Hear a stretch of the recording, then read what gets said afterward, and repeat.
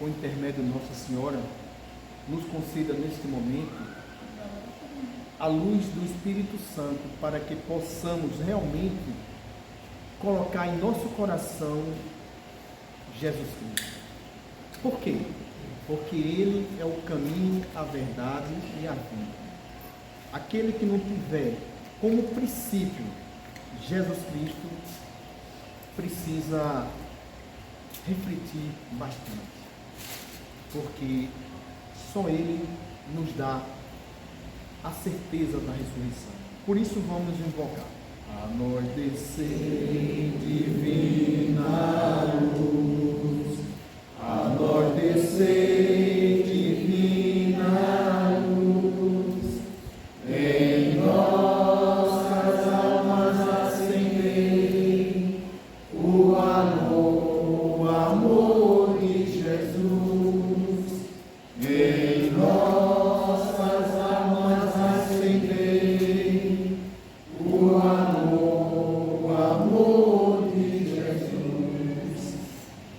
Que o amor de Jesus esteja conosco, para que possamos realmente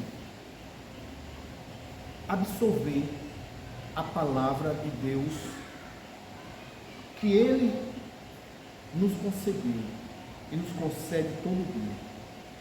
O Evangelho de hoje, caríssimos amados irmãos e irmãs em Cristo, está em Mateus capítulo 20, versículo de 1 a 16. Mas hoje nós temos a primeira leitura, que é Ezequiel, capítulo 34, versículo de 1 a 11. Para este momento eu selecionei dois versículos importantes para que eu possa dar continuidade à meditação da palavra, da pregação da palavra de hoje. Veja o que está no capítulo 34, versículo 5. As ovelhas dispersaram-se por falta de pastor, tornando-se presa de todos os animais selvagens. Deus está falando para nós a falta de pastor, a falta de homem consagrado para nos orientar, para nos conduzir à palavra de Deus. Por isso hoje o mundo está como nós presenciamos no dia a dia. E o versículo 34, 10, o Senhor nos diz: vou tirar-lhe o ofício de pastor, e eles não mais poderão apacentar-se a si mesmos. Ou seja, Deus diz para os pastores que realmente não pregam a palavra de Deus como deveria pregar. Não ensinam os filhos de Deus o caminho de Deus. Aí Deus diz para eles: vou tirar-lhe um ofício de pastor, e eles não mais poderão apacentar-se a si mesmo, nem a si próprio. Eles vão ter mais a capacidade de se conduzir ao próprio Deus, mesmo eles sendo os pastores. Então, caríssimo, essa primeira palavra da primeira leitura de hoje deve colocar em nós a certeza que nós precisamos cada vez mais procurar o caminho de Deus. Então, vamos para o Evangelho de Mateus. Eu vou ler, porque não é muito longo, para que possamos compreender a palavra de Deus. Eu peço que vocês fiquem atentos para a palavra de Deus. Eu sou apenas um instrumento. Os céus, aliás, porque o reino dos céus é semelhante ao pai de família que saiu de manhã cedo para contratar trabalhadores para a sua vinha. Depois de combinar com os trabalhadores 1 denário por dia, mandou para a vinha. Tornando a sair pela hora terceira, viu outros que estavam na praça, desocupados. Isso é nós, desocupados, né? Disse-lhes, ide também para vós a vinha, e eu vos darei o que for justo. Eles foram pela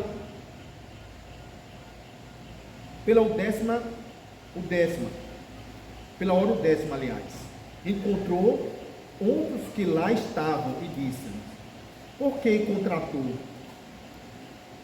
Porque, deixa eu ver aqui, questão de visão. Por uma décima encontrou e estavam e disse-lhe: por que ficais aí o dia inteiro sem trabalhar? Deus está perguntando para nós, né? Por que vocês estão aí sem trabalhar? Para a vinha do Senhor. Responderam: porque ninguém nos contratou.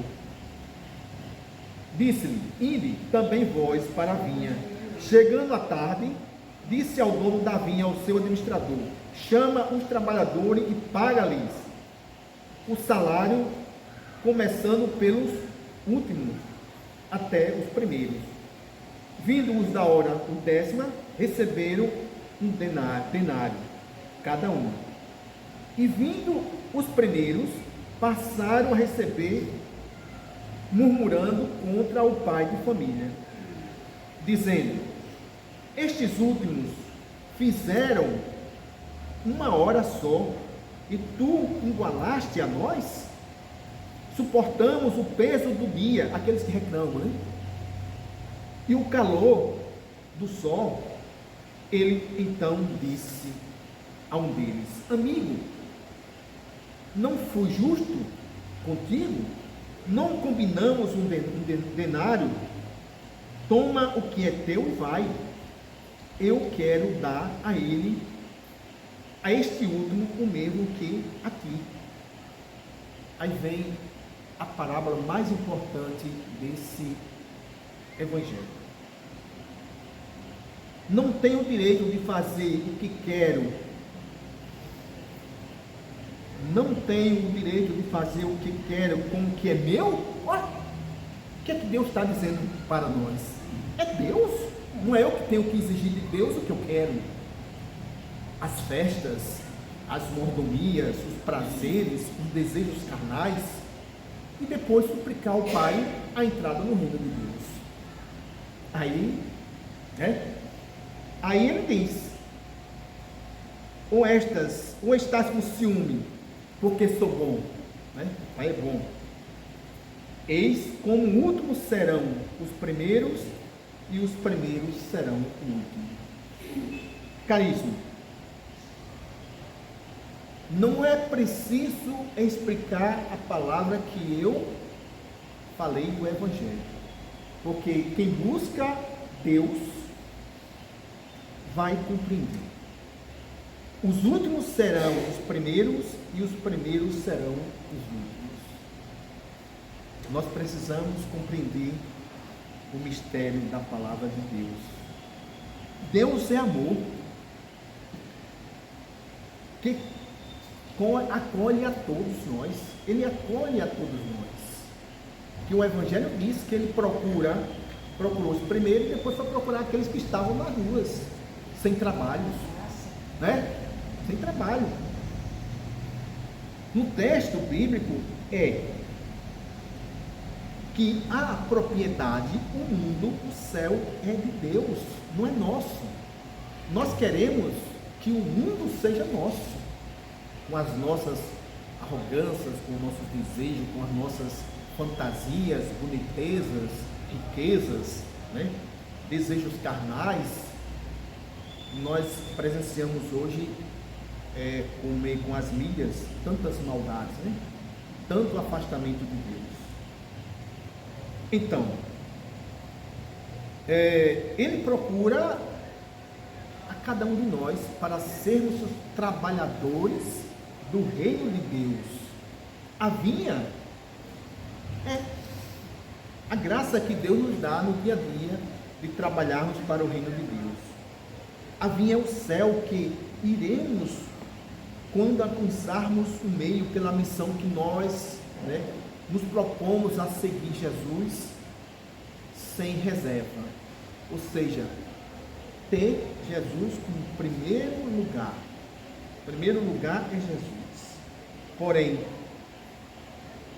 ele diz para nós: muitos são chamados e poucos escolhidos. É Deus, veja, é Deus que admite, ou seja, é Deus que nos permite entrar no reino de Deus. É Deus, não somos nós, porque quem somos nós com nossos pecados?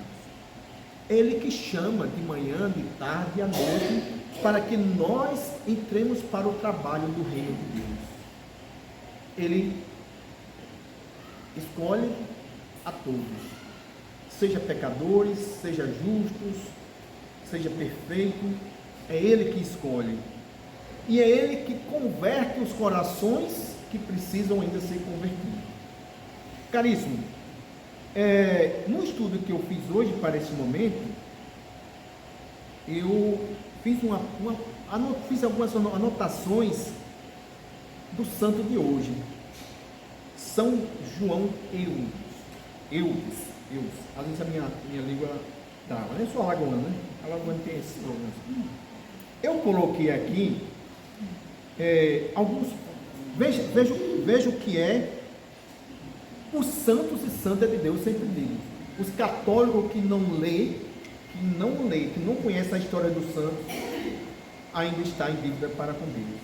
Porque veja o que eles fazem por causa de Jesus Cristo. Santo João, ele, nos intervalos da aula, costumava ir à capela. Quando nós vamos na capela se refere a quem? A Nossa Senhora. Mas na capela existe o santuário, na capela existe Jesus. Então, ele, no início da sua jornada, ele procurava e ia lá na capela conversar com Deus. Segundo ponto, na adolescência, por sua grande devoção a Maria, secretamente no coração dele, consagrou-se a ela. Isso é um santo da Igreja Católica. Segundo ponto, depois de sua ordenação, dedicou-se integralmente à pregação entre o povo, centrando o amor a Cristo, especialmente a devoção a Nossa Senhora. Veja porque o homem e a mulher se tornam santos, porque eles têm coragem de renunciar tudo para seguir Jesus, para buscar socorro a Nossa Senhora. Um outro ponto, aí já é trabalho. Ele fundou a congregação de Jesus e Maria. Veja como os santos trabalharam e continuam trabalhando e continuam nos dando fontes para que nós possamos alcançar a Deus. Instituiu uma congregação dedicada especialmente à formação dos sacerdotes. Fundou o seu primeiro seminário. Isso é só um santo da Igreja Católica, né? Imagina os outros, né? Formação espiritual e doutrinal dos padres e seminaristas e pregação evangélica. Difundiu, por meio das missões, a devoção ao consagrado coração de Jesus e Maria. E por último, cuidou das vítimas da peste, não temeu o contágio. Veja como os santos são guerreiros, não temem a nada nesse mundo. Olha, cuidou das vítimas da peste, porque naquela época tinha muita peste, né? Não temeu o contágio, e ele dizia, veja o que ele dizia: de sua pele até a peste, aliás, de sua pele até a peste tinha medo. Por quê? Porque ele estava com Deus. Então a peste tinha medo de chegar a ele. É como essa questão da Covid-19. Muitas pessoas com medo tomaram a vacina e hoje estão aí morrendo, né? Eu, graças a Deus, confiei em Deus, confiarei em Deus, não tomei e não tomarei essas vacinas, porque se eu morresse hoje, eu morria feliz, agora sem vacina. E veja, aí ele diz: dessa cascaça até a peste tem medo. Finalizando as observações que eu fiz hoje do santo de hoje. Então, caríssimo, que eu quero expressar pela palavra de Deus hoje pregada aqui, que nós, cristãos, católicos, não devemos temer nada nesse mundo, e devemos colocar nosso coração, nosso ser, inteiramente no altar de Jesus, entregar a Ele todas as nossas fraquezas, todas as nossas humilhações, desejos carnais, vícios, porque se eu não tiver coragem de entregar a Jesus toda a minha vida, eu não vou ter a porta do céu aberta. Muitas das vezes, as pessoas dizem: não, mas Deus é amor, Ele vai me perdoar. Mas o que Jesus dizia para aqueles que Ele curavam: vá e não peque mais. Eu te curo, você está curado, mas você precisa não pecar mais, porque assim seria bom demais, né? A gente fazer coisas, errar e errar, e dizer: não, mas Deus me perdoa, porque Deus é amor. Não. Deus vai nos curar, Deus vai nos dar a vida eterna, mas é preciso que nós renunciemos todos os nossos desejos carnais, todos, sem exceção. Eu sempre falo para os meus irmãos e minhas irmãs, e no momento que é oportuno: não vai entrar no reino de Deus alguém que está com a garrafa de cachaça na mesa de um bar, ou com um copo de cachaça na mesa de um bar. Não vai entrar no reino de Deus quem trai a esposa, seja homem ou mulher. Não vai entrar no reino de Deus quem está com cigarro ou quem usa outras drogas. Não entra. Eu tenho que falar aquilo que o Evangelho manda eu falar. Palavra de Deus, não entra. Não entra. Então, ou a gente renuncia tudo aquilo que é carnal, entrega as nossas misérias, as nossas fraquezas, os nossos desejos a Deus, ou a gente não entraremos no reino de Deus.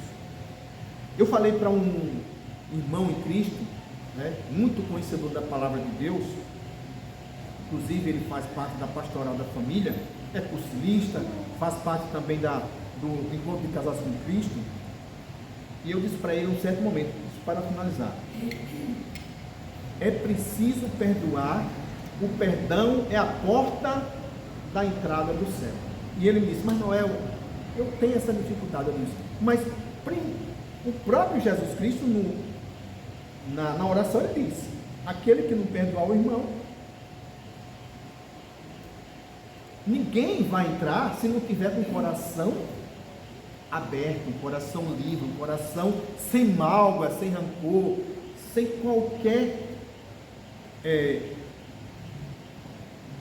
sem qualquer pensamento que não seja o pensamento da graça de Deus.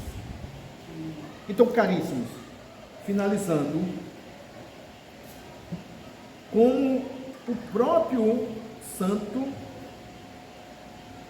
São João Eudes, nós fomos, hoje eu vou finalizar com a oração do santo. Então vamos com coragem, com fé, com alegria, porque seguir Jesus é alegria, não é tristeza. Mesmo a gente, eu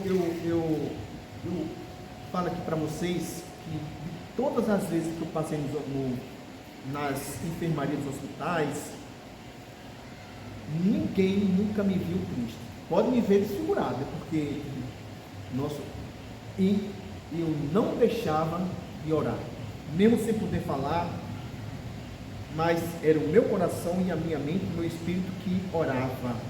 Por isso que eu estou aqui testemunhando para vocês, porque para muitos eu não estaria aqui, e até para mim mesmo, porque se eu vivesse o que eu vivia antes, eu não estaria aqui, eu já teria partido. Mas Deus é misericordioso, e Deus é o Deus do impossível. Então vamos lá, pode ficar sentado mesmo. Eu vou ler devagar para vocês absorver a palavra de Deus. Isso é oração. São Eudes.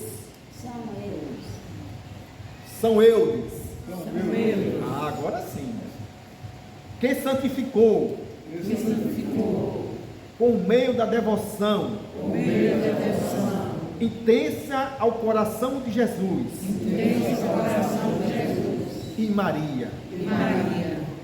Que possamos descobrir a riqueza deste mistério e amá-lo de todo o coração por nosso Senhor Jesus Cristo, vosso Filho, na unidade do Espírito Santo. Amém. São João Eudes, rogai por nós. E para finalizar, eu quero orar a oração de São Bento, para que nós possamos sair dessa santa igreja e o demônio ele sempre tentar, mas não chega perto da gente, né? Então, eu vou orar, e depois vocês me acompanham. A cruz sagrada seja minha luz, não seja o dragão meu guia, retira-te, Satanás. Nunca me aconselhe coisas vãs, é mal que tu me ofereces, beba tu mesmo do teu próprio veneno.